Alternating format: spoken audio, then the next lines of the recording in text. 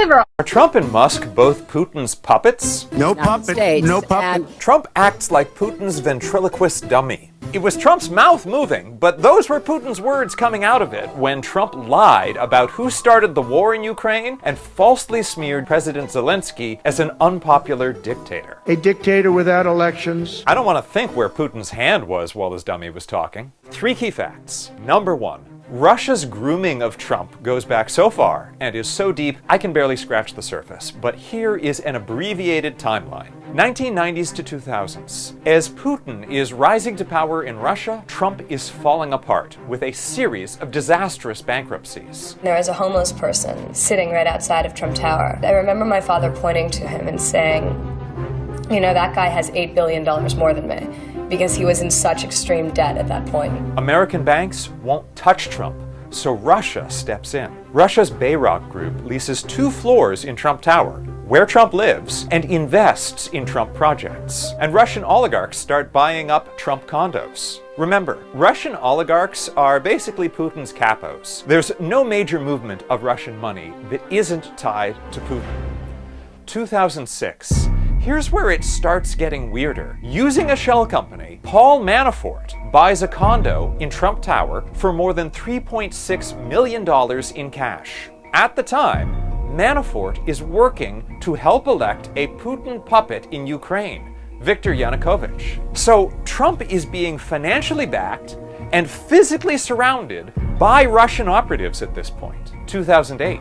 Even with Russian money, Trump is very bad at business, so he's on the brink of more business failures. Suddenly, a Russian oligarch buys a Palm Beach mansion from Trump for $95 million, more than double what Trump paid for it, and more than $30 million higher than its appraised value. The oligarch apparently never moves in. Was he even worse at business than Trump? Or was this an emergency cash infusion to Trump from Russia? Later that year, Don Jr. tells a real estate conference, Russians make up a pretty disproportionate cross-section of a lot of our assets. We see a lot of money pouring in from Russia.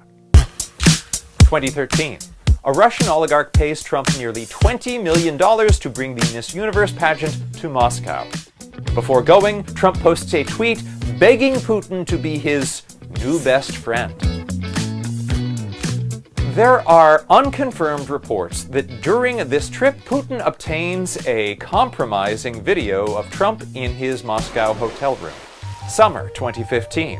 Trump launches his presidential campaign, and Russia launches thousands of fake social media accounts to promote Trump. Russia also hacks the DNC. March 2016. Guess who joins the Trump campaign? Paul Manafort, the guy who helped install a Putin puppet in Ukraine. He'd later be promoted to campaign chair. So to be clear, Mr. Trump has no financial relationships with any Russian oligarchs. That's what he said. That's what I said. That's obviously what our position is. And guess what else? He agrees to work for no money, which begs the question, was Manafort really working for the Trump campaign? Or was he working on the campaign for someone else? Later, Manafort begins providing Russia with internal Trump campaign information, as documented in the Mueller report. July 18th, Republicans kick off their convention.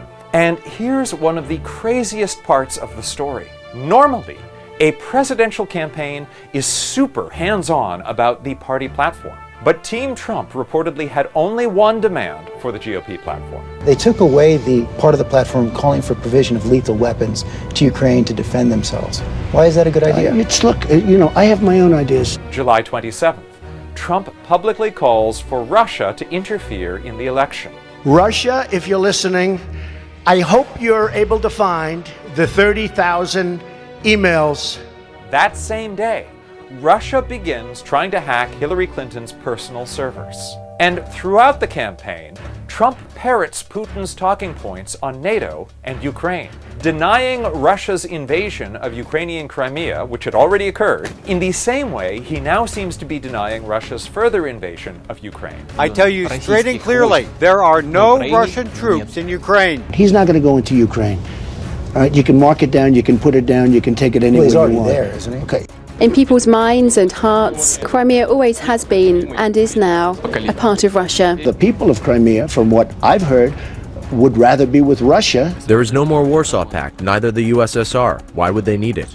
I think NATO may be obsolete. Retired intelligence officials like former acting CIA director Mike Morell start sounding alarms that Trump seems to be working for Putin. I have no doubt that Putin thinks that he's an unwitting agent of the Russian Federation. The Mueller report reveals that the Trump campaign had over 200 contacts with Russian operatives. More than half a dozen Trump associates would be convicted or plead guilty to crimes as a result of the Mueller investigation. And in the lead up to the 2024 election, Russia continues to work to divide Americans, spread pro-Trump disinformation, and even finance right-wing influencers.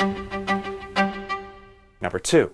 In his first term, Trump actively advanced Putin's interests in more ways than I can get into. But one of the most meaningful was a side effect of his trying to bully President Zelensky into giving him a personal political favor. Trump tried to withhold about $400 million of security aid for Ukraine unless Zelensky would fabricate an investigation into the Bidens.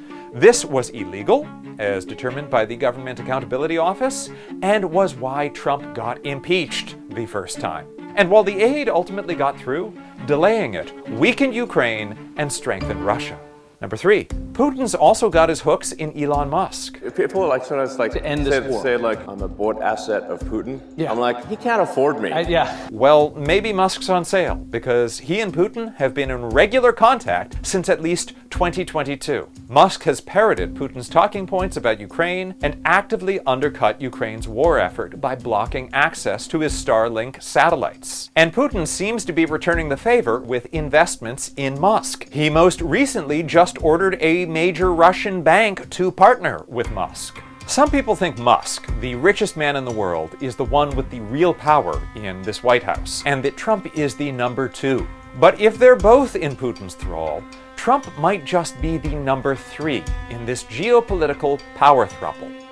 I'm Alan Piper at apiper13 and Piperama. Follow Courier Newsroom for the info you need on the Putin-Musk-Trump White House. The info